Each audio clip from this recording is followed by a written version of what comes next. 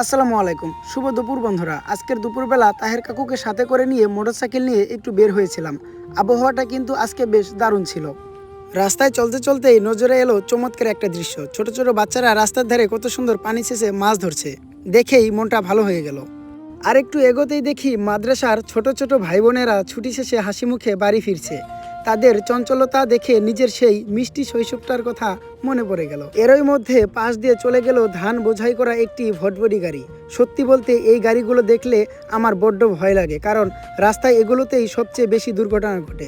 তাই সব সময় একটু সাবধানেই থাকা ভালো। একটু সামনে গিয়ে দেখি রাস্তার ধারে জমির পানা পরিষ্কার করতে করতে কিছু মানুষ পরম আনন্দের সাথে মাছ ধরছে। এই দৃশ্যগুলো গ্রাম বাংলা ছাড়া আর কোথাও দেখা যায় না। আজকে যেন চারদিকে মাছ ধরারই উৎসব চলছে। আরেক জায়গায় দেখি সেচ দিয়ে মাছ ধরা হচ্ছে। সত্যি আজকাল তো এভাবে মাছ ধরতে খুব একটা দেখাই যায় না।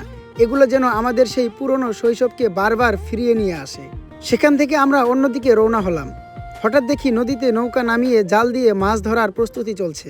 গ্রামের এই নিজস্ব রূপগুলো দেখতে দেখতে কিন্তু মনটা জুড়িয়ে যায়।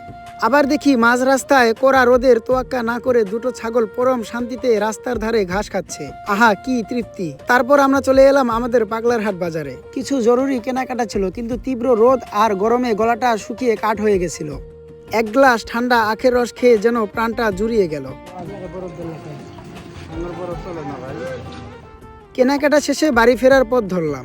পথে দেখি ঘোড়ার গাড়িতে করে গাছের ডোম নিয়ে যাওয়া হচ্ছে। গ্রামীণের ঐতিহ্যের এই সুন্দর দৃশ্যগুলো দেখতে অসাধারণ লাগে। আর একদম শেষ মুহূর্তে গিয়ে যা দেখলাম, একদল মাঝি ভাই অনেকগুলো মাছ ধরছে। আহা, দেখুন বন্ধুরা, কত কত টাটকা মাছ। ওহো, আসল কথাটাই তো আপনাদের বলতে ভুলে গেছি। আজকে আমার নানি আমাকে খাওয়ার জন্য সুন্দর একটা হাঁস উপহার দিয়েছে। সেটাকে বেগে পুরে পরম আনন্দের সাথে বাড়ি ফিরছি।